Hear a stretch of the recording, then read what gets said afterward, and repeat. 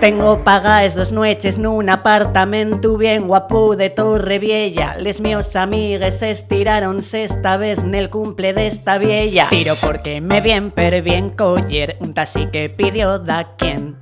Voy robailu si nun se presentó, tanta priesa como yo nun tien. Equi voy colame, colame, llévame al alza que pierdo el tren. Yo ya nun puedo más, cola puro y col estrés. Un tresbordo llevo ya y todavía nun almorcé. Y ya voy dentro el autocar, cola mio bolsa de vomitar. Y ya voy, pela intermodal, no me queda más remedio que agarrar y subirme al talgo, non, basta ya de talgo, non, yo no quiero ir en talgo, non, na mi vida talgo, non. ¿Dónde está ese haber rapaz que va cagando estaciones perto espartes? Asturias nun llegó porque dixeron que aquí solo viven vaques. ¿Para qué quiere usted un ave aquí si hay supras hacia Madrid? Con la pasta que cuesta una estación paga usted la calefacción.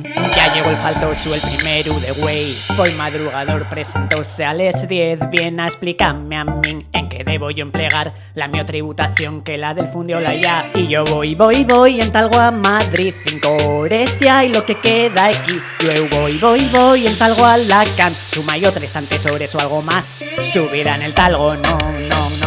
Basta ya de talgo, no, yo no quiero ir en talgo, no, na mi vida talgo, no, subida en el talgo, no, basta ya de talgo, no, yo no quiero ir en talgo, no, na mi vida talgo, no.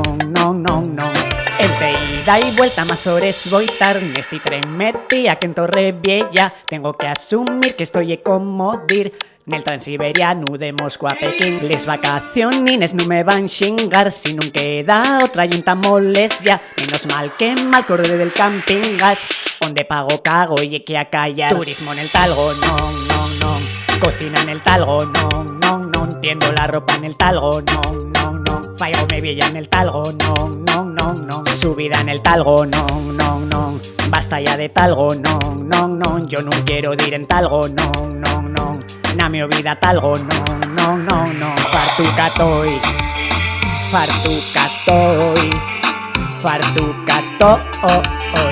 Fartuca de ti, hoy cochea y oriol.